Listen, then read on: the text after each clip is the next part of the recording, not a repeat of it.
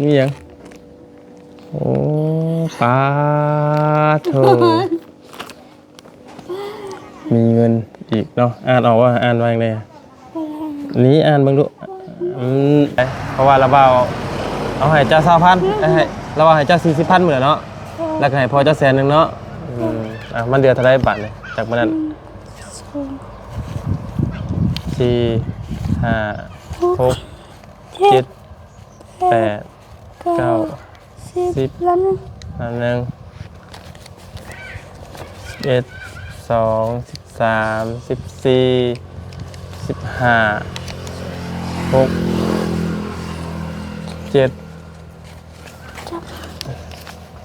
ใส่เอาอีกแล้วจับเลยโอ้ตายเป็นเท่าไหร่เป็นโมโหอ้าวโจกันเลยอย่าเกินไปลูกอย่าเกินไปว่าดีๆว่าดีๆตั้งใจว่าเท่าไหร่อันนี้ก็เสร็จหรอ1,000,000เท่ากับเหลืออยู่1,000,000เท่ากับ2,000,000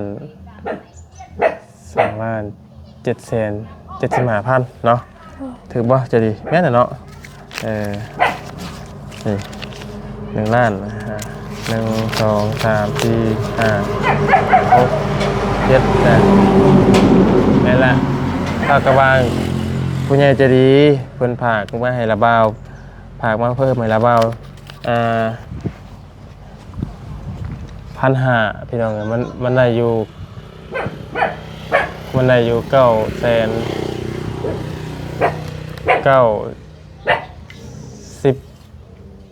90,000น้องเลยเท่ากับว่าประมาณ840,000น้องเงินจ้าเนาะประมาณนี้เนาะ840,000เงินอีละเพิ่นพี่น้องเลยกับของเก่าเนาะก็เป็นทางไอ้เนี่ยจะดีคือเก่าพี่น้องเลยเนาะเท่ากับ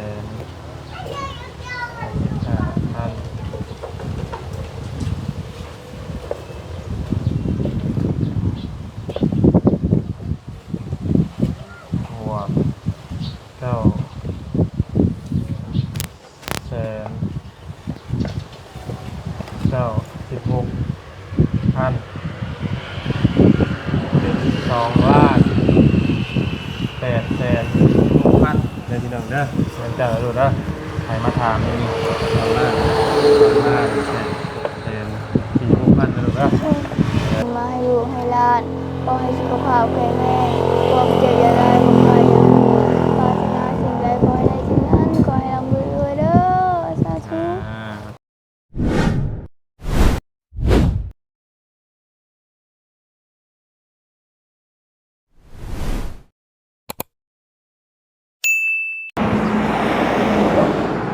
อ๋อมาบัดนี้บัดอะไรขนาดเนาะเพื่อนเนาะเพิ่นเฮ็ดขั้นใดเลยตัวนี้บ่ได้สังเกตเบิ่งพี่น้องเลยเอ้ามีแต่ว่าทักทายกับสบายดีและสวัสดีเด้อพ่อแม่พี่น้องเนาะเบิดผู้สู่คนอีกรอบนึงพี่น้องเลยเนาะก็ยินดีต้อนรับเข้าสู่ช่องของมันยาวชาแนลอีกคือเก่าพ่อแม่พี่น้องเลยเนาะเอาพี่น้องเลยเพิ่มเติมกับมาพ่อช่องYouTubeของมันยาวชาแนลก็คืออยู่เพื่อนซ่านน้องเจดีพี่น้องเลยเนาะปัญญาจะมาตอกย้ำเรื่องเพื่อนซ่านน้องเพิ่นแล้วก็มาตอบย้ำเรื่องงบเพื่อนซ่านน้องเพิ่นในตอนนี้เนาะพี่น้องเลยพอดีมีทั้งไอ้ใหญ่เจดีอยู่จากผู้ใหญ่ทานเก่าพี่น้องอยู่จากนครปฐมแล้วพี่น้องเด้อเนาะเป็นคนไทยไอ้ใหญ่เจดีที่เก่าคนได้ผ่านขึ้นมาสมทบเพิ่มเติมทางเงินทางซ่านน้องเจดีอีกรอบนึงพี่น้องเลยเนาะก็ผ่านมาจำนวนเงิน1,500พี่น้องเลยเนาะกะบ่ฮอดล้านจำพี่น้องเลยราคาธรรมเนียมออกกะเหลืออยู่เดี๋ยวได้พี่น้องบรรยายเบิ่งก่อน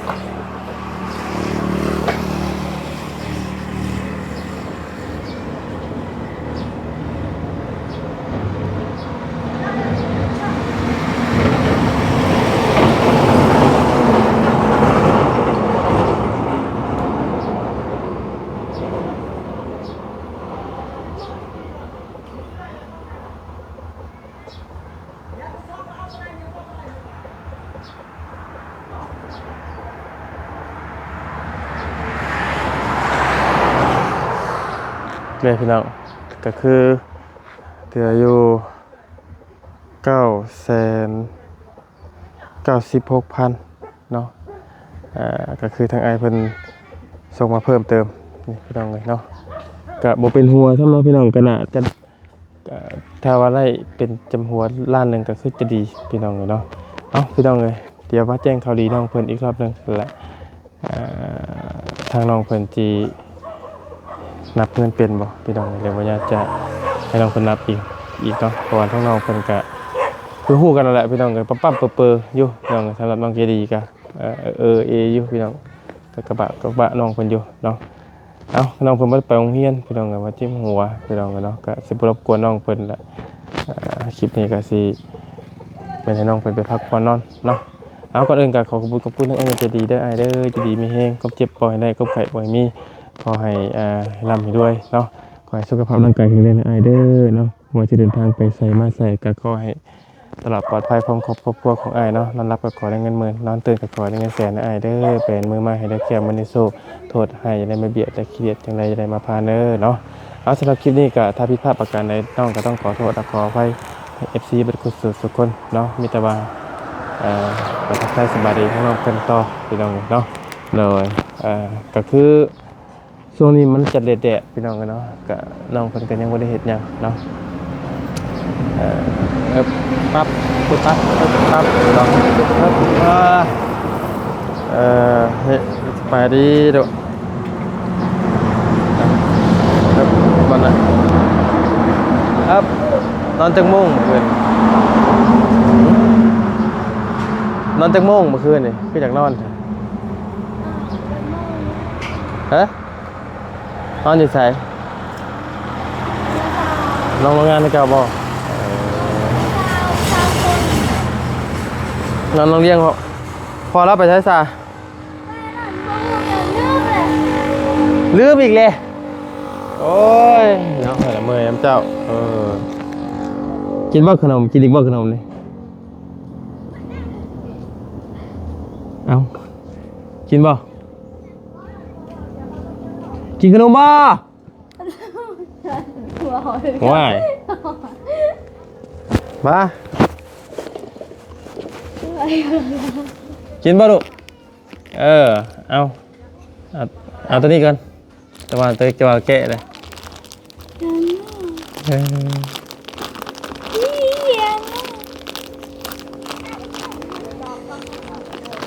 ใช่เนาะมียังอยู่หั่นน่ะมียังโอ้ปาโถมีเงินอีกเนาะอ่านออกว่าอ่านว่าจังได๋นี้อ่านเบิ่งดูบ่เอามันแม่นเงินไผมาอยู่ในขนมนะฮะอ่านว่าจังไดนี่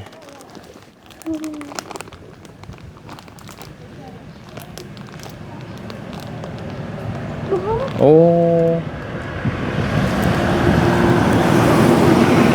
แบบไม่ต้องเลยเนาะ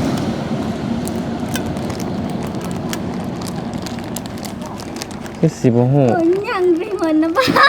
ฮะยังไงเนาะพวกนี้ยังอีกโอ้เอาไม่ต้องเลยอ่านวางเลยอ่านวางเลยนี่อ่านให้มาฟังก่อนดูอ่านฟังก่อนบ่ได้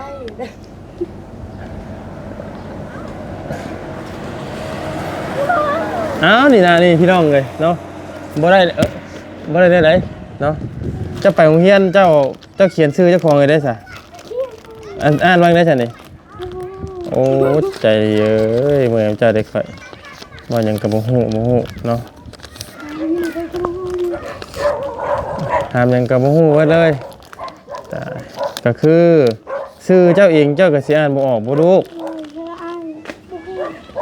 บ่จักสระไอชื่อเจ้าแล้วเจ้าสิบ่ฮู้บ่ลูกนี่ชื่อเจ้าใจดีนี่ลูกว้าเจ้าก็ได้มาเราว่าสิทดสอบสมองเจ้าอีกรอบนึงเนาะพี่น้องเอ้ยคนบันเทิงตื้ออยู่บาดเลยเนาะเอารอบก่อนน่ะเงินระวาวแจ้งเจ้าน่ะมีเท่าไหร่ก็หาอุบากอยู่บาดเอาเลย เอาเล่าก่อนระบาแจ้งเงินเจ้าเท่าไหร่นะ ล้านล้านปลายล้าน ล้านเท่าไหร่ตั้งบริหูอย่างเดียวพี่น้องตา ล้านนั่นล้าน ตาย พ่อโมมาทำเรา ตายครับพี่น้องเลยเนาะให้หมูตัวอะไรแล้วอะไรเอานับเบิ้งค่ะ โอ้โห นับเบิ้งระบาบอล เท่าไหร่ นับเงินเก่าเจ้าตะกี้เดือนเท่าไรเพราะว่าระบาเอาให้เจ้า20,000ให้ระบาให้เจ้า40,000เหมือนเนาะแล้วก็ให้พอเจ้า100,000เนาะมันเดือนเท่าไรบาทเลยจากมันนั้น4 5 6 7 8 9 10 ล้านหนึ่ง อันหนึ่ง11 12 13 14 15 6 7ใส่เอาอีกแล้วจับไปละโอ้ตายเป็นเท่าไหร่ เป็นโมโห อ้าวโจกันเลยอย่าเกินไปลูกอย่าเกินไปว่าดีๆตั้งใจว่าเท่าไหร่ ตอนนี้ก็เสร็จหรอค่อยนับหน่อย ตอนนี้700,000 จะเสร็จห้า 700,000เนาะอันนี้มันนี่ห้ามาเพิ่มใส่ปานเอาแล้วพี่น้องเลยเนาะแล้วว่าชี้แจงข่าวเจ้าอีกแต่ลูกแล้วแจ้งข่าวดีเจ้าอีกพังระบาบอกนี่ตั้งใจฟังงบเสาเพื่อนชาวชาติเจ้ามาเพิ่มอีกเลยลูกดีใจป่ะดีใจก็ว่าคอยแท้ เฮ้ยชื่อว่าหมอก จะเป็นในไหนคือว่าบอก ไม่ใช่ เมื่อย อ้าวดีใจ ดีใจใจดีเนาะดีใจแต่ใจดีพี่น้องเนาะเอา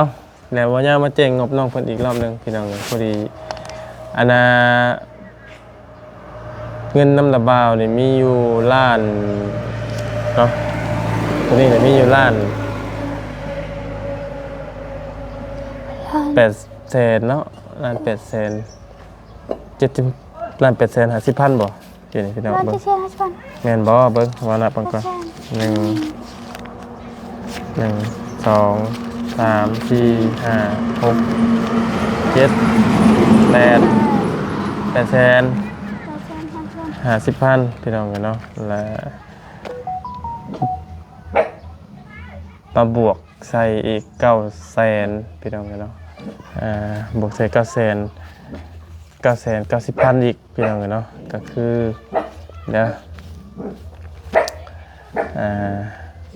1 ล้านเท่ากับเหลืออยู่1 ล้านเท่ากับ2 ล้าน775,000เนาะถือบ่จะดีแม่นน่ะเนาะนี่1 ล้าน1 2 3 4 5 6 7 8นี่แหละถ้ากระบางผู้ใหญ่จะดีเพิ่นผากมาให้ระบาวผากมาเพิ่มให้ระบาว1,500พี่น้องมันได้อยู่990,000พี่น้องเลยเท่ากับว่าประมาณ840,000น้องเงินจ้าเนาะประมาณนี้เนาะ840,000เงินอีหละเพิ่นพี่น้องเลยกับของเก่าเนาะก็เป็นทางไอ้เนี่ยจะดีคือเก่าพี่น้องเลยเนาะถ้ากับว่าบ่ยาวขึ้นมารอบนี้ก็มีข่าวดีทางน้องจะดีเพิ่มเติมอีกเรื่องเงินเรื่องซ่านเนาะเป็นยังไงนี่บ่มันเป็นยังไง เฮ้ย มันเป็นยังมันคือเฮามันเฮาใจดีเฮานี่บ่3เฮาเลยพี่น้องเป็นเด็กเก้าล่าวแล้วใจดีนี่พี่น้องเนาะเอาเท่ากับว่าประมาณนี้พี่น้องเนาะก็เดี๋ยวเราจะไปถามงบนำหมู่ครูเพราะเพื่อมีเพิ่มเติมพี่น้องเนาะว่า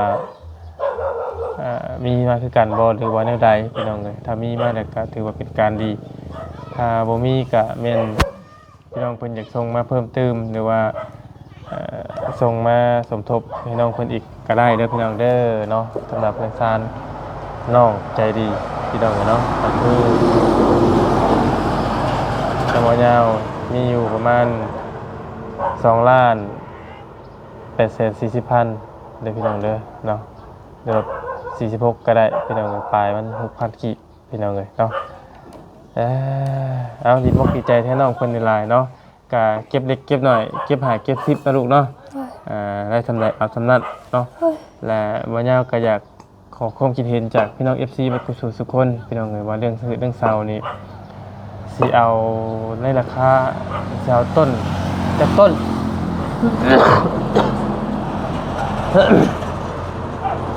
พี่น้องมีความคิดเห็นว่าจากเสียว2ต้นบ่เสียว9ต้นบ่หรือว่าเสียว12ต้นพี่น้องเห็นเนาะ หนูบอกว่ายังน้องพี่ชอบต้น แต่ว่าพิษเหรอเสียว9ต้นหรือเสียว12ต้นพี่น้องเลยพี่น้องมีความคิดอะไรเนาะอยากให้น้องคนได้แบบไรคอมเมนต์ลองมาเบิ่งเด้อพี่น้องเลยเนาะเพราะว่าตามใจ FC นิดนึงพี่น้องเลยถ้ามีงบเราก็จะว่าใจบ่ยาวเลยจะได้ให้น้องคน12ต้นพุ่นแหละพี่น้องเลยมาสั่งพออยู่เนี่ยเนาะแต่ว่ามันก็สิใหญ่แหละก็นั้นแล้วได้เติบเนาะพี่น้องเลยเบิดระบ่เงินน่ะเงินน่ะเดี๋ยวนี้เงินเจ้าเองน่ะเบิดระบ่ยังอยู่บ่ไปโรงเรียนน่ะซื้อมื้อเบิดเท่าไหร่น่ะบ่ได้ไปบ่ได้ซื้อเครื่องยัง บ่ได้ซื้อมีแต่ว่าข้าวต้มขนมน่ะมากินน้ำระบาวบัดระบาวมาสิบ่โอเคก็ดีแล้วเนาะเพราะว่าทั้งระบาวหรือว่าหมู่ครูมาแต่ละคนเพิ่นก็มีข้าวต้มขนมมาฝากนี่เนาะเฮาก็บ่ต้องไปซื้อถึกแล้วลูกก็มันจังบ่เปลืองเงินเฮาเด้อก็ให้น้าสาว400,000ให้เราไปเฮ็ดหยังก็ที่นี่ล่ะโอ้ที่นี่เราก็ที่นี่เราน่ะ2เส้นแล้วค่อยให้เราเส้นนึงค่อยซื้อเสื้อให้เรานี่ระวังใช่ ไว้ซื้อวัดเป็นเงินเด้อให้ระวัดเก็บไว้ซื้อเสาเพื่อนสาวซ่านเจ้าเนาะเสาเพื่อนดีกว่าดีที่โดดเลยเนาะต้นละ1,000เนาะสำหรับน้ำมันยาวนี่เกือบว่าได้4ต้นกูแหละพี่น้องเนาะเกือบได้4เสาน้ำมันจันลาวอีกนี่พี่น้องเนาะแกน่าจะได้หลายน้ำมันฟ้องอีกน้ำมันเสี่ยงอีกพี่น้องน้ำมันเสี่ยงอีกแกน่าจะได้อยู่2ต้นคือกันพี่น้องเนาะ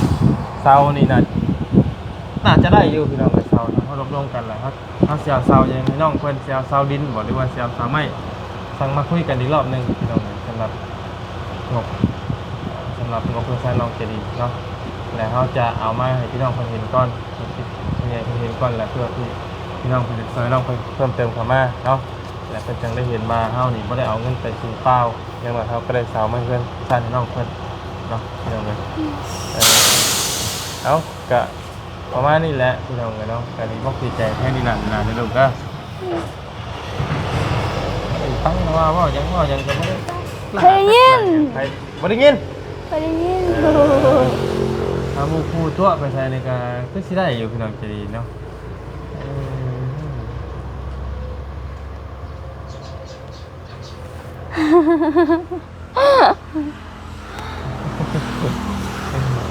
อ้วนขึ้นนะเนาะก็คือการน้องอ้วนขึ้นเนาะตุ้ยขึ้น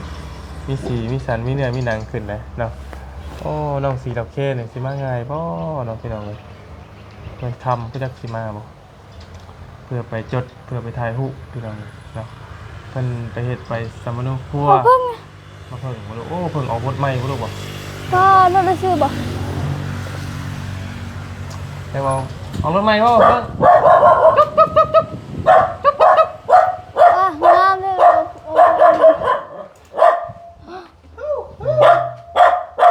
เข้าไปเลย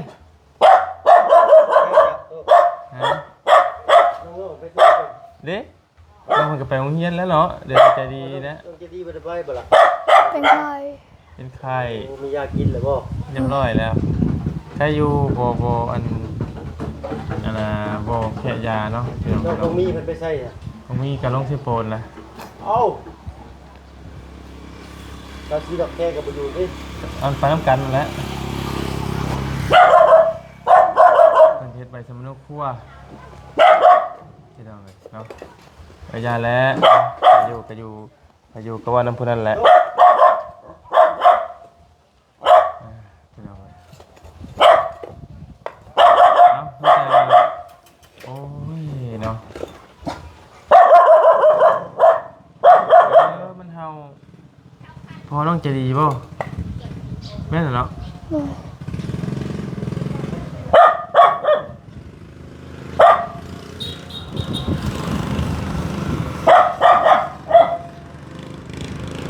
โดย รับไปหลอกขายบ่เนาะคือคนกินก็ยังมีหลายเนาะโอ้ยยำดิเอาพี่น้องเลยทั้งมาเจ้าเองกับเป็นกระบอกเสียงให้ท่านอีหล่าใจดีเราเรียกว่าน้องใจดีเนาะพี่น้องเลยกับว่าต้นตอปลายสาเหตุก็เป็นแต่ละครอบครัวนี่ก่อนสิเกิดน้องกองมีขึ้นมาก่อนสิมี3 หาวแล้วพี่น้องก่อนสิเกิดน้องกองมีขึ้นมาก่อนสิเกิดน้องเตียงจริงขึ้นมาหรือว่าน้องเลี้ยงก็ชื่อเสียงก็ขึ้นมาจากถ้าน้องจะดีเพิ่นนะพี่น้องเนาะก่อนสิมาฮอดจุดนี้ก็แม่นพาน้องจะดีซื้อน้องจะดีกว่าหมู่ก่อนหมู่แต่ว่าเพื่อนซ่านก็ยังน้อยๆพี่น้องเนาะและน้องเพิ่นบอกว่าถ้าว่าเนาะถ้าว่ามีเพื่อนซ่านแล้วจะสิมานอนบ่ เนาะ นอนร้อยบ่ โดย ทำให้เพื่อนซ่านก็กั้นห้องให้น้องเพิ่นต่างหากห้องนึงพี่น้องเนาะให้น้องเพิ่นมานอนเพราะว่าน้องเพิ่นก็รับมือใหญ่เป็นสาวกันน้องนอนโอ้ยพอแล้วเมื่อยน้ำเจ้า31กับบ่ฮู้เรื่องคนแบบคนบอกคนแล้วบาดนี้พี่น้องเลยเนาะเป็นไข้เข้าไปให้เลยแต่ว่าชื่อยังนี่ ฮะ แต่ว่าชื่อยัง เฮ้ยอ่ะโอ้เนาะ เนาะเดี๋ยวจำบ่ได้ตั้งอยู่กับ3 หาวเลยเนาะจำลืมแล้ววะจำได้อยู่ว่าเงินจะมีเท่าไหร่กินในระบาดเสียง ล้าน800,000 โว้ยนี่ละล้าน8 แสนยังไง ล้านก่อนล้าน800,000 50 2 ล้านเหรอลูกระวังมาแจ้งข่าวดีเจ้าใหม่ด้วยนี่นะ2 ล้านพี่น้องเลยน้ำมันยาวนะเดี๋ยวก็คือมีอยู่ล้าน8 แสน85,000ให้เจ้าเห็นเลยนี่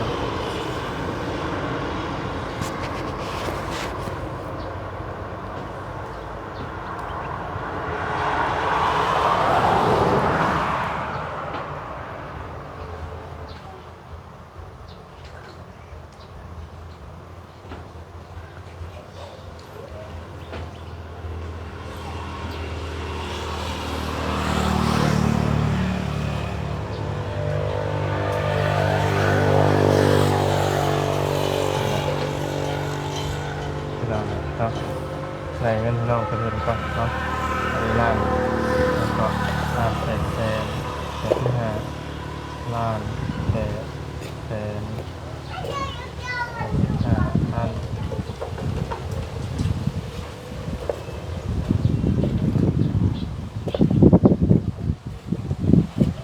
บวก9 แสน16,000เป็น2 ล้าน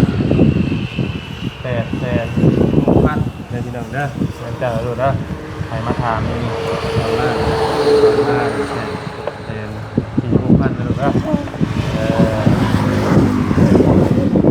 จะไหนกระดื้อเนี่ยดิเอาว่าเป็นยังลูกเลยเนาะน้องมันกะจะพูดกันเลยพี่น้องเลยปั๊มกับเบอร์เนาะเด้อเล น่จักหน่อยพี่น้องเนื่องจากว่าเคยตกต้นไม้ต้นตอกตกเพื่อนตกซ่านพี่น้องแขนกับข้างนะพี่น้องสมองเพิ่นกับค่อนข้างจะไปนะพี่น้องนะครับ แม่เลย เนี่ยฉันเนาะให้ลองกันเลย ก็ได้นายได้ไก่ไว้ที่ไหนนายเอามีดป่ะ เร็วกันทำเงินนะมีแต่ว่าเราว่าใช้เจ้าคำว่าขอบใจน้ำมือขึ้นน้ำมือขึ้นเอาพี่ระบายที่บอกว่าเงินนี่โมเมนต์เงินระบาวนะลูกเด้อเป็นทางเงินผู้ใหญ่ใจดีอยู่ทางนครปฐมเป็นคนไทยเนาะ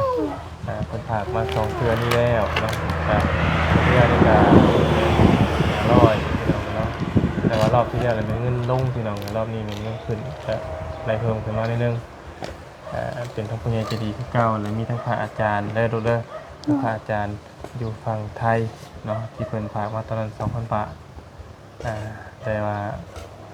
ให้ทั้งน้องใจดีน้องใจดีนี่ล้านนึงพี่น้องเนาะก็เท่ากับ1,500คะแนนว่าไงกันเนาะมีแต่ว่าทางมายาเองก็ได้น่าเป็นสะพานบุญเนาะและตอนนี้แหละผู้ใหญ่ใจดีน้ำมายามีอยู่2ทางมีทั้งพระอาจารย์ฝั่งไทยและทางไอ้ใจดีอยู่นครปฐมพี่น้องเนาะที่ร่วมส่วนสปอร์ตส่งมายาเนาะ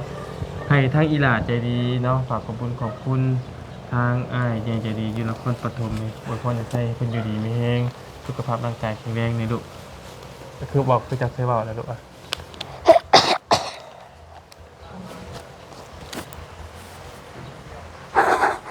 จะบอกคือจักเรื่องร้อน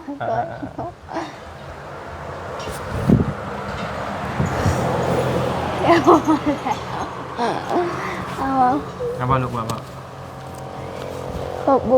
ณผู้ใหญ่ที่มองเงินมาให้ลูกให้หลานขอให้สุขภาพแข็งแรงความเจ็บอย่าได้บ่ไปปรารถนาสิ่งใดขอให้ได้สิ่งนั้นขอให้ร่ำรวยเด้อสาธุขอให้ได้ที่ไหนได้บ่ เฮียนเว้าเด้อลูกเด้อหัดเว้าเฮียนเว้าเนาะเฮาบ่ฮู้จักเพิ่นยังเอาเงินให้เฮาต้องเว้าเป็นนะลูกเด้อเจ้าเว้าทำนี้เจ้าก็ต้องเว้าให้มันเป็นนะลูกเด้อต้องเฮียนเว้าต้องตั้งใจเว้าคนนี้นะลูกเด้อเอาเนี่ยบ่ย่ๆบ่ย่าเป็นสะพานบุญก็ต้องขอโทษขออภัยทั้งน้องเพิ่นหลายๆที่น้องถ้าน้องเพิ่นเว้าผิดบ่ถูกเว้าบ่เป็นเนาะสำหรับคลิปนี้บ่ย่าก็ขอบคุณแทนน้องเพิ่นขอให้พรให้ให้ท่านอันใหญ่ใจดีอยู่นครปฐมเนาะจงมีสุขภาพร่างกายแข็งแรงความเจ็บบ่ให้ได้ความไข้บ่ให้มีขอให้อ้ายเดินทางไปใส่มาใส่ใครตลอดปลอดภัยนอนหลับก็ขอได้เงินมื้อก็คืนก็ขอได้เงินเสียได้เด้อเป็นมาได้เกี่ยวมาโทษให้ได้ละเอียดละเอียดจังไดจะได้มาใกล้จะได้มาพานอ้ายเนาะขอให้อยู่ดีมีแรงครอบครัวและขอบคุณทางอาจารย์หลายๆที่มีน้ำจิตน้ำใจสมทบมามีแต่ว่าทั้งมายาเองกันสิเป็นกระบอกเสียงให้น้องเพิ่นต่อไปที่ได้สำเร็จก็เอาทั้งนั้นพี่น้องแต่บ่อยากคิดว่าเรื่องหืดเรื่องเศร้านี่ก็มาล้มกันอีกนึงมันจะต้นจะเจ้าหรือจะทองทั้งว่ากันพี่น้องเนาะเพราะว่าเราต้องกับชัดเจนพี่น้องเพราะว่าถ้าเอาเสียเก้าเสียทองบ่ได้เพราะว่ากันเพราะว่าเก้าพอละเราไปได้ครับเนาะเอาที่ละขั้นตอนไปก่อนพี่น้องเลยเนาะก็เป็นถามมาก็เป็นยัดเข้าตารางเล่านี่แหละพี่น้องเลยเพราะว่าโอเคเนาะเอาแล้วนั่นแหละมีแต่เราคือให้ที่ข่าวก่อนเนาะแล้วปวดหัวเดี๋ยวเราไปข่าวที่นั่นก่อนเดี๋ยวจะพักผ่อนแล้วว่าสีมาใหม่นะลูกเด้อจำได้ว่าเรามาบอกเงินเท่าไรกิน ทำอะไร สองล้าน แต่พบบ้านนอกนะถ้าพี่น้องไงเนาะน้องเพิ่นจะสบายเป็นรถติดไอพี่น้องเลยเนาะมอถึงทีน้องของมีมาเยอะก็ยังไม่ได้ไปเลาะมึงเลยมาเยอะไปเลาะบางทีน้องของมีก่อนน้องเลย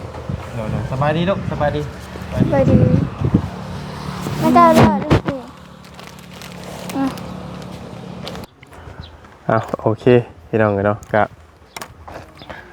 นี่แหละเห็นซานทาง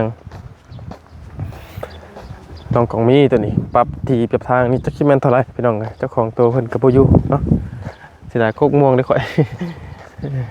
มักแต่กกม่วงและคักโอ้นี่เด้พี่น้องเอ้ยก็กว้างเนาะตอนแรกว่าปรับมันนี่ซื่อวันนี้ปรับใหญ่เลยพี่ตกปักใหญ่เลยเดินปักกว้างเลย ที่สูงสิก็งามอยู่พี่น้องเอ้ยแต่ว่ามันสิขี้ร้ายตอนที่ฝนตกมามันสิเป็นคลองนั่นแหละเนาะแนะนำสิไหลลงมาแถวนี้ยาแล้วพี่น้องเอ้ยเนาะงามเพื่อกันเนาะสำหรับคลิปนี้ก็บ่ยาวก็สิได้ขอจบคลิปปิดคลิปลงก่อนพี่น้องหากินข้าวกินน้ำก่อนเนาะดีมีแห้งสุขภาพร่างกายแข็งแรงบัดกุศลสุขคนนะพี่น้องเด้อเนาะสำหรับคลิปนี้บ่ยาวผิดพลาดประการใดก็ขอโทษขออภัยหลายพี่น้องเลยเนาะเอาหากินข้าวกินน้ำก่อนพี่น้องเลยไปก่อนนะพี่น้องเด้อ